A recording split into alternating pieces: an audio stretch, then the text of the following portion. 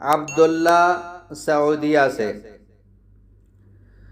جواب یہ ہے کہ سنن ابی داؤد میں حدیث نمبر 3893 میں نبی اکرم صلی اللہ علیہ وسلم صحابہ کرام کو ڈر اور خوف سے بچنے کے لیے ایک دعا ارشاد فرماتے تھے۔ وہ کلمات یہ ہیں، وہ دعا یہ ہے: اعوذ بکلمات اللہ التامۃ من غضبہ وعقابہ وشر عبادہ ومن همزات الشیاطین وان یحضرون۔ صحابہ کرام اس کو پڑھتے تھے۔ اسی روایت میں حضرت عبداللہ بن عمر رضی اللہ تعالی عنہما اللہ تعالیٰ کی قدرت اور کبریائی پر مشتمل کلمات تعویذ اپنے سمجھدار بچوں کو یاد کراتے تھے، اور جو بچہ سمجھدار نہ ہوتا تھا تو اس کے گلے میں وہ کلمات لکھ کر تعویذ کے شکل میں ڈال دیتے تھے۔ یہی تعویذ کی حقیقت ہے۔ ان کے اس عمل سے یہ معلوم ہوا کہ اللہ تعالیٰ کی عظمت پر مشتمل پر اثر کلمات کا تعویذ میں استعمال جائز ہے۔ البتہ جو افراد مسنون دعائیں اور حفاظت کے اوراد وغیرہ خود پڑھ سکتے ہوں تو ان کے لیے بہتر یہی ہے کہ تعویذ کے بجائے وہ خود پڑھنے کا اہتمام کریں۔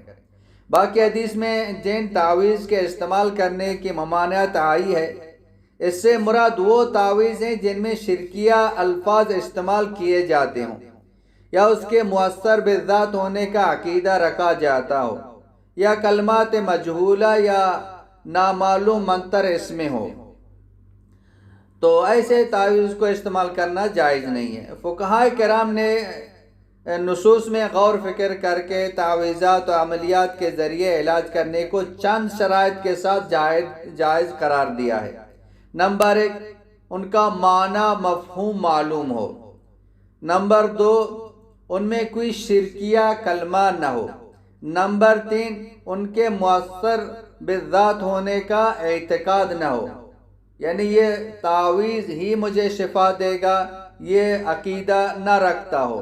نمبر 4، عملیات کرنے والا علاج سے واقف اور ماہر ہو، فریب دھوکہ نہ کرتا ہو۔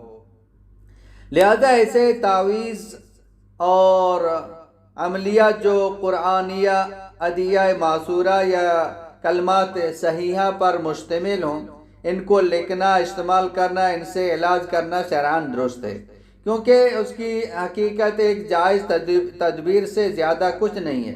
اور جن تعویذوں میں کلمات شرکیہ یا کلمات مجہولہ یا نامعلوم قسم کے منتر لکھے جائیں، یعنی مؤثر حقیقی سمجھا جائے، تو ان کا استعمال شرعاً یہ جائز نہیں ہے۔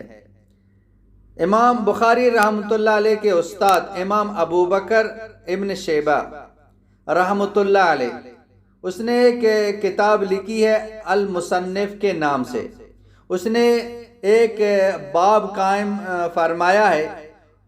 اس باب کے اندر وہ تابعین اور وہ صحابہ کرام کے نام ہیں، فتاویٰ ہیں، جو تعویذ کو گلے میں لٹکانے کو جائز سمجھتے تھے۔